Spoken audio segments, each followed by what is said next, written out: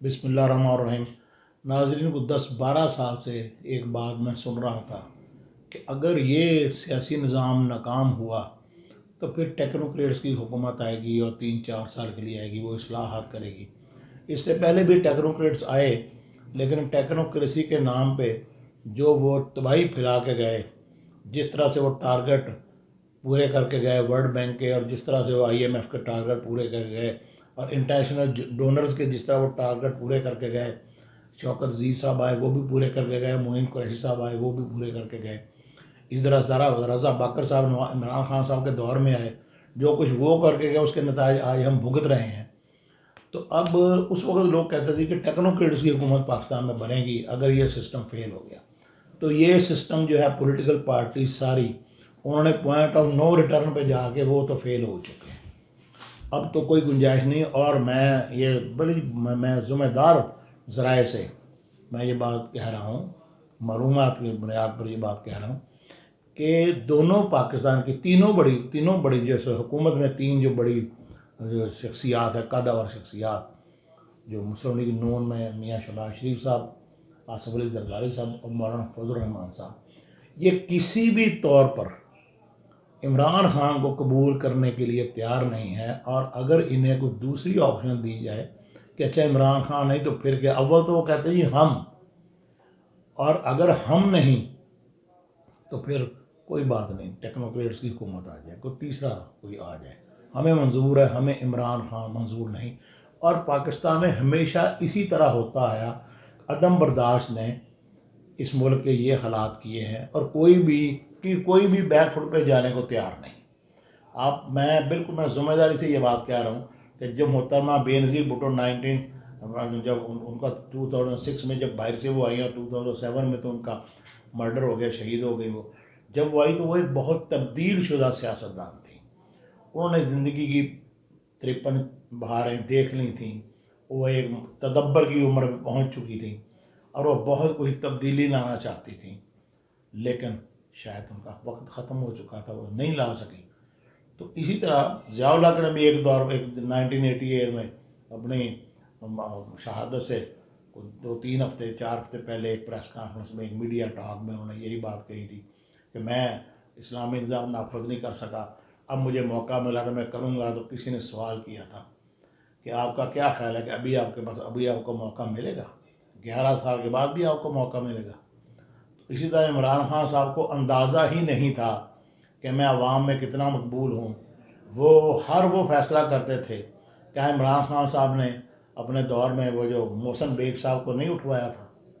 कि क्या कसूर था मोहसिन? मीडिया के साथ इमरान खान साहब ने लड़ाई लड़ी, ब्यूरोक्रेसी के साथ वो लड़े, एस्टेब्लिशमेंट के साथ वो लड़े, हर एक के साथ वो लड़ते रहे। अल्टीमेट क्या, आज बाहर बैठे हैं, आज पूरी कौम को लड़ा रहे हैं। अगर उस वक्त को तदब्बर से काम लिया जाता, देखें इससे ज़्यादा बुरे हालात में आसफ अली जरदारी साहब हुकूमत में आए थे, और वो तदब्बर से कुछ लो और कुछ दो पॉलिसी उन्होंने रखी, और वो 18वीं तरमीम भी करवा गए। वो मरकज़ को कमज़ोर करके सूबों में भी सबसे ज़्यादा ताकत ले गए। आप सिंध को मुकम्मल कैप्चर करके बैठे हुए हैं। 2008 से लेकर आज तक आप देख लें कि 15 साल हो चुके हैं। सिंध से उनका तसल्लुत कोई अगले 10 साल भी ख़त्म नहीं कर सकता। जिस तरह उन्होंने पंजाब इनको दे दिया, एक फार्मूला बना, और उस फार्मूले के तहत जो कुछ था वो तकसीम हो गई, जो बंदर बांट हो गई और बात ख़त्म हो गई। अब उस फार्मूले में वो दोनों पार्टियां आपस में उस फार्मूले के तहत चल रही थी। बज़ाहिर एक दूसरे पे इल्ज़ाम लगते थे, अंदर से सारे मामला तय थे। बीच में इमरान खान साहब आ गए। इमरान खान साहब 3-3.5 साल जो हकीकत में जिसे कहते हैं डिलीवर करना, वो बात नहीं कर सके। बहुत से मामला उन्होंने बहुत से फैसले गलत किए, और इमरान खान साहब गए तो जो आज हालात हैं और जो आज इस मुल्क में हो रहा है, जिस किस्म की महंगाई है और जिस किस्म की लॉलेसनेस है, और इस लॉलेसनेस में जिस तरह का ब्यूरोक्रेसी, पुलिस और सरकारी अदारे जिस तरीके से लूट मार कर रहे हैं, मैंने अपनी 32 साल सहाफ़ती ज़िंदगी में इस किस्म की लूट मार ना देखी ना सुनी। आज कल के हालात बुज़दार के दौर में, बुज़दार के दौर को करप्ट तरीन दौर समझता हूँ। मैं जनूबी पंजाब में बैठा हूँ, मैंने वो तमाशे देखे हैं उस्मान बुज़दार साहब के दौर में कि उसका आप तसव्वुर नहीं कर सकते। मैं यहाँ बैठा हूँ जनूबी पंजाब मुल्तान, जो कि हब है, जो सेंटर है पाकिस्तान का, اور جو جنوبی پنجاب کے سب سے بڑا شہر ہے، یہاں وہ لاہور میں بیٹھے ہوئے بندے کو ان چیزوں کا نہیں پتہ اسلام آباد میں جو میں یہاں روز دیکھتا تھا. لیکن آج بات ان سے بھی آگے گزر چکی ہے. آج ایک فائل ایک میز سے دوسری میز تک نہیں پہنچتی جب تک اس فائل کے ساتھ پیسوں کے پہیے بنا کر نہ لگائے جائیں. جو کرپشن، جو لا لیسنس پاکستان میں اس وقت، پنجاب میں خاص طور پہ جنوبی پنجاب میں جس طریقے سے واردات ہو رہی ہے، جس طرح سے ڈکیتیاں ہو رہی ہیں، اور جس طریقے سے بے روزگاری ہوگی تو ڈکیتی ہوگی، جرم ہوگا، جرم بہت بڑھ چکا ہے. لیکن کسی بھی سیاسی پارٹی کو اس کا احساس ہی نہیں ہے، اس کی توجہ ہی اس طرف نہیں ہے. وزیر داخلہ صاحب کی ساری توجہ مقدمات درج کروانے پہ ہے. انہیں پتہ ہی نہیں کہ داخلی معاملات کے حوالے سے پاکستان کہاں ہے. وہ صبح اٹھتے ہیں اللہ کا نام لے کر عمران خان پہ شروع ہوتے ہیں اور رات کو عمران خان کا نام لے کر مصروف سوتے ہیں. انہیں احساس ہی نہیں ہے کہ داخلی معاملات پاکستان کے کہاں پہنچ چکے ہیں. اسی طرح کسی کو قطعاً کوئی احساس نہیں ہے کہ عوام کیا کر رہی ہے. اور یہ صورتحال جو ہے، جو میں 10-12 سال پہلے سنتا تھا، ٹیکنوکریٹس یا کوئی ایسی حکومت جو 2-3-4 سال کے لیے ہے، میرا خیال ہے کہ اس لڑائی میں ان کو کچھ نہیں ملے گا. پہلے ہی ہوتا تھا 2 پارٹیوں میں سے کوئی ایک پارٹی اسٹیبلشمنٹ کے ساتھ اپنی جو ہے وہ گرہ مضبوط کرتی تھی اور دوسری پارٹی کو ہٹا کر خود آ جاتی تھی. اب یہ دونوں جو پارٹی ہیں، تینوں بڑی پارٹیاں، انہیں عمران خان قبول نہیں ہے. یا وہ خود یا پھر کوئی بھی اور آ جائے، تیسرا آپشن آ جائے، اور وہ تیسرا آپشن کو ایک مرتبہ تیسرے آپشن کو ایک مرتبہ پھر قبول کرنے کے لیے تیار ہے.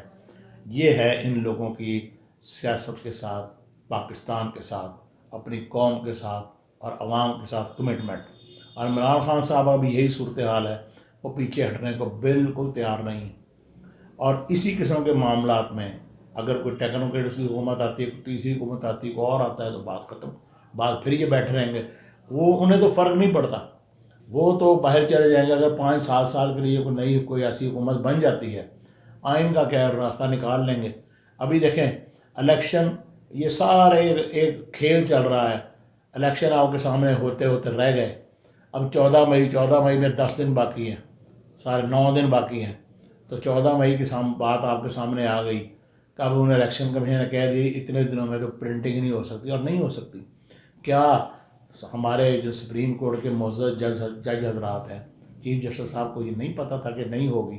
وہ 14 کرتے رہے. یہ سارا ایک پتہ نہیں، اللہ نہ کرے خاکم بدہن. یہ مجھے تو گریڈ گیم کا ہی حصہ لگ رہا ہے. ہر بندہ اپنا اپنا کھیل کھیل رہا ہے، پوائنٹ سکورنگ کر رہا ہے، اور اس پوائنٹ سکورنگ میں مار کھا رہا ہے. تو پاکستان مار کھا رہا ہے. اب رکاوٹ صرف اتنی ہے، یا سوال صرف اتنا سا باقی ہے کہ اگر کوئی بھی غیر آئینی اقدام ہوا، وہ تو شروع ہو گیا، 90 دن والی بات تو ختم ہو گئی. تو اس کو اب نظریہ ضرورت تو دوبارہ آتا ہوا نظر نہیں آتا. تو پھر کون سا نظریہ ہوگا، کیسے اس کو ایک لیگل تحفظ، آئینی تحفظ ہوگا؟